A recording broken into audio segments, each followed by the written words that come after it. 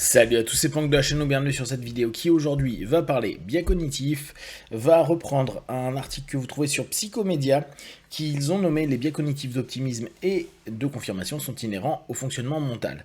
Je vous mettrai le lien bien sûr en description. Je rappelle, les biais cognitifs, c'est un élément intéressant de notre cerveau qui, dans les phases de bug ou de stress trop intense, a automatisé un ensemble de tâches qui nous emmène à apaiser et calmer le stress que peut vivre le cerveau. Je vous invite vraiment à lire des ouvrages sur les biais cognitifs. Plus on les étudie, plus on se dit qu'on a peu de conscience et même d'indépendance par rapport au fonctionnement de ce qu'on fait. Vous savez qu'assez régulièrement, je vous dis qu'on n'est que de la chimie. Les biais cognitifs nous montrent également qu'on n'est que des automatismes et des patterns assez spécifiques. C'est quand même toujours étonnant, et parfois, sur la condition de l'humain, ça fait poser beaucoup de questions.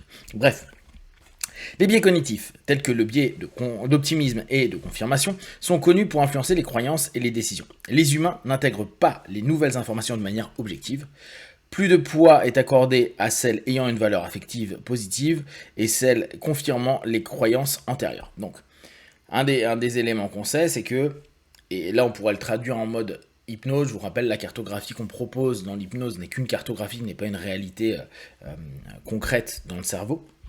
On sait très bien que, et c'est le principe du seeding, par exemple, seeding, saupoudrage, c'est dans le subconscient et les mémoires à long terme, plus je vais avoir un ensemble d'éléments qui confirment et qui réactivent une mémoire associée à une émotion, associée à un ensemble d'éléments, en l'occurrence positifs, plus je vais avoir un retour. C'est pour ça qu'on utilise des ancrages, c'est pour ça qu'on utilise des triggers, des gâchettes, pour avoir une sensation, une émotion qui va correspondre et qui va être nourrie et sur laquelle on va chercher à être davantage nourri, en positif et en négatif malheureusement. Là, ce qui est cool, c'est qu'ils orientent sur le biais plutôt positif. Jusqu'à récemment, on supposait que ces biais étaient spécifiques au processus cognitif dit de haut niveau, mis en œuvre lorsque l'on raisonne sur des propositions complexes.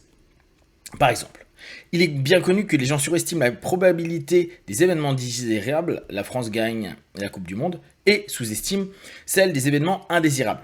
Un mariage se termine en divorce.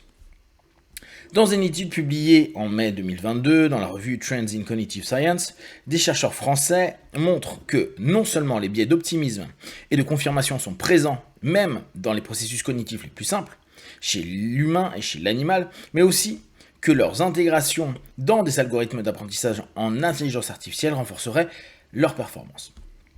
Ces travaux suggèrent que ces biais pourraient être initialement un avantage évolutif très ancien selon l'interprétation des chercheurs. Stefano Palminteri, chercheur en INSERM au laboratoire des neurosciences cognitives et computationnelles de l'ENS, et Maël Le Breton, chercheur à l'école d'économie de Paris, se sont appuyés sur l'ensemble des données existantes dans la littérature scientifique sur l'apprentissage dit par renforcement. Donc, l'apprentissage par renforcement, ils le définissent après d'ailleurs. Il s'agit d'un processus cognitif élémentaire d'apprentissage par récompense et punition que l'humain partage avec de nombreux animaux. D'accord ? C'est très classique, très connu. Je vous invite vraiment à regarder des petites vidéos sur comment ça fonctionne. Souvent, ça a été fait sur des souris. Et puis, il y a pas mal de stats qui sont très intéressantes. Il ressort de cette revue littéraire que des tests très simples d'apprentissage par renforcement permettent de mettre en évidence des signatures comportementales propres au biais d'optimisme et de confirmation. Et c'est là où on se rend compte qu'on a vraiment des patterns et des automatismes qui sont là, inhérents à l'être humain. Ces biais apparaissent comme beaucoup plus répandus qu'estimés jusqu'à aujourd'hui, et sont présents même dans les processus cognitifs les plus simples comme celui d'apprendre à prendre une bonne décision par essai-erreur, récompense et punition. Donc là, on est vraiment sur des classiques du comportementalisme, et c'est vraiment super intéressant à observer. De plus, ces biais ne semblent pas exclusifs à l'être humain, les signatures comportementales apparaissent également dans des tests similaires chez les animaux. Cela suggère que ces biais auraient émergé dans l'évolution chez un ancêtre commun bien avant l'apparition des Homo sapiens, ce qui soulève la question de savoir pourquoi l'évolution a sélectionné et maintenu ce qui peut être perçu à première vue comme des processus pouvant générer des comportements apparemment irrationnels. Ça, c'est quand même super intéressant de se dire que notre cerveau a conservé un ensemble d'éléments donc de patterns qui pourraient clairement, c'est sûr que quand on fait des biais de confirmation, on se dit mais tu confirmes des choses que tu as envie de confirmer et donc tu ne vois des choses que ce que tu veux voir. Tu rentres dans ta transe hallucinatoire pour créer, développer un ensemble de perceptions qui sont fausses, mais donc illusoires et hallucinatoires, mais qui confirment un ensemble d'éléments pour rentrer certainement dans moins de stress. Donc Stéphano et Maël pensent avoir identifié une partie de la réponse à cette question à travers des résultats d'études basées sur des simulations informatiques. Ces études ont comparé les performances d'algorithmes d'apprentissage par renforcement, certains algorithmes intégrant des biais d'optimisme et de confirmation et d'autres n'en intégrant pas. Ces simulations montrent que la présence d'un biais de confirmation dans l'algorithme lui permet en fait un apprentissage plus efficace dans une large gamme de situations. Ces biais pourraient donc en réalité favoriser la survie, ce qui expliquerait pourquoi ils n'ont pas été corrigés au cours de l'évolution. Et ça, je trouve que c'est quand même assez génial. Un biais de confirmation qui te confirme ce que tu as envie de croire, on pourrait se dire maintenant ça t'emmène à des trucs complètement cons, et là, il semble que ça ramène vers davantage d'éléments de survie. J'ai trouvé que c'était assez cool comme info pour partager, parce que on se rend bien compte à quel point des éléments qui sont des automatismes peuvent vraiment servir. Alors sinon, on le reprend sur notre cartographie. Cette notion de subconscient va avoir un ensemble de patterns. Je vous rappelle, dans subconscient, mémoire à long terme, valeurs, croyances, émotions, patterns et économie d'énergie. Et dans l'inconscient, c'est tout ce qui va être physique. Eh ben, on va avoir un ensemble de processus internes qui nous amènent bien sûr vers plus de survie, on le sait très bien, qui est très primitif, mais qu'un ensemble d'éléments complexes qui nous en rendent dans des transes, en tout cas de ce que nous on pourrait appeler des transes, pour se confirmer les choses, pour aller vers quelque chose qui nous permet d'apprendre davantage, qui confirme l'ensemble des éléments qu'on a déjà appris.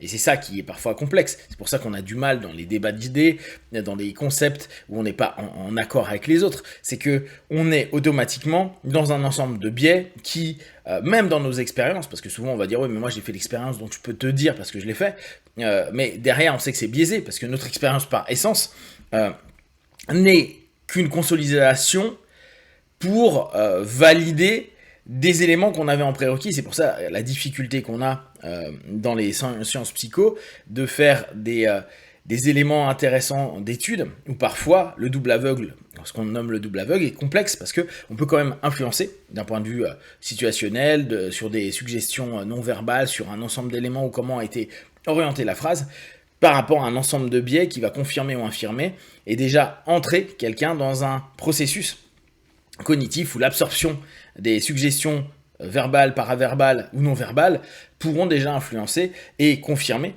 dans un biais de confirmation, l'expérience. Et c'est toujours hyper compliqué d'être purement objectif. En tout cas, là, il y a quelque chose d'assez cool parce qu'on se rend bien compte à ce moment-là qu'on est dans une démarche à se dire mon biais positif et mon biais de confirmation me permet quand même d'avoir un ensemble d'apprentissages qui peuvent être faux, et ça c'est ça qui est intéressant, on peut aller dans du faux objectif et pourtant avoir un vrai subjectif qui dans l'ensemble des éléments, et certainement après c'est les regroupements sociaux qu'on peut faire avec des gens qui pensent comme nous, donc qui vont créer un mode une cohésion et donc un mode de protection, etc. On sait pourquoi on était en groupe parce que seul on s'est rendu compte qu'on ne pouvait pas survivre, donc on s'est mis en groupe pour survivre ensemble avec des compétences différentes et pour attaquer des choses en commun et protéger des choses en commun.